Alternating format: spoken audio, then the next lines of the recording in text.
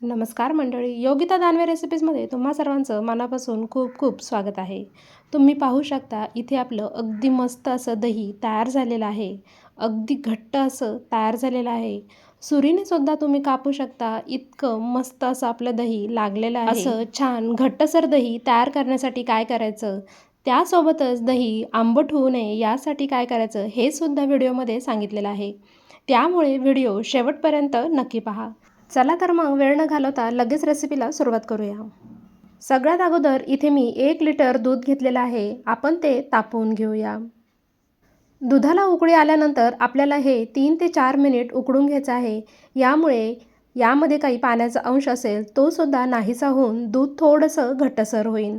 आणि दूध घट्ट झालं ना तर दहीसुद्धा छान लागलं जाईल. तुमचं दूध पातळ असेल ना तर काय करायचं हे मी पुढे सांगतेच. इथे आपलं छान दूध उकळून घेतलेलं आहे. आता गॅस बंद करून घेऊया. हे दूध आता आपल्याला थंड करून घ्यायचं आहे.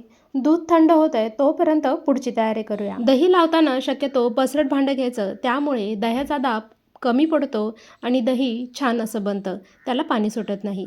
आता इथे मी 2 चमचे दही घेतलेलं आहे. दही आपल्याला छान फेटून घ्यायचं आहे. यामध्ये काही गाठी असते ना त्यामुळे त्या सगळ्या निघून जातात. छान असं क्रीमी असं आपलं दही तयार झालेलं आहे आणि त्यामुळे बनणारं दहीसुद्धा छान असं क्रीमी मलाईदार बनतं.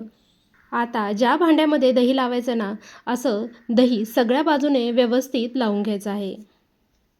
इथे मी स्टीलचं भांडं घेतलेलं आहे. तुमच्याकडं जर मातीचं भांडं असेल ना तर त्यामध्ये जास्त चांगलं दही लागलं जातं. पण सगळ्यांकडेच मातीचं भांडं अवेलेबल नसतं, त्यामुळे इथे मी स्टीलचं भांडं घेतलेलं आहे. छान असं दही डब्याला लावून घेतलेलं आहे. दही लावायच्या अगोदर दुधाचं टेम्परेचर चेक करणं तितकंच महत्त्वाचं आहे. अगोदर चमच्याने हलवून घ्यायचं, त्यामुळे एकसारखं टेम्परेचर दुधाचं होतं आणि मोजणं सोपं होतं. यामध्ये बोट घातलं ना तर बोटाला सोसवेल इतकंच गरम आपल्याला दूध पाहिजे आहे. आता हे दूध आपण दही लावलेल्या भांड्यामध्ये ओतून घेऊया. हे दूध तुम्ही जर जास्त गरम वापरलं ना तर दह्याला पाणी सुटेल आणि दही आंबटसुद्धा होऊ शकतं. आणि दूध जर थंड वापरलं ना तर व्यवस्थित दही लागणार नाही किंवा दही लागायला भरपूर वेळ लागतो. त्यामुळं दुधाचं टेम्परेचर चेक करणं तितकंच महत्त्वाचं आहे. आता 1 चमचा दही उरलेलं होतं ते सुद्धा या दुधामध्ये घालूया आणि व्यवस्थित एकत्र करूया, म्हणजे विरजण व्यवस्थित लागलं जाईल आणि दहीसुद्धा छान आपलं घट्ट तयार होईल. छान असं इथे मी एकत्र केलेलं आहे. आता याच्यावर झाकण ठेवूया. झाकण लावून एखाद्या गरम जागेमध्ये 7 ते 8 तासांसाठी आपल्याला हे ठेवून द्यायचं आहे. या 7 ते 8 तासांमध्ये अजिबात हलवायचं नाही किंवा झाकणसुद्धा उघडून बघायचं नाही. नाहीतर आपलं दही छान लागणार नाही.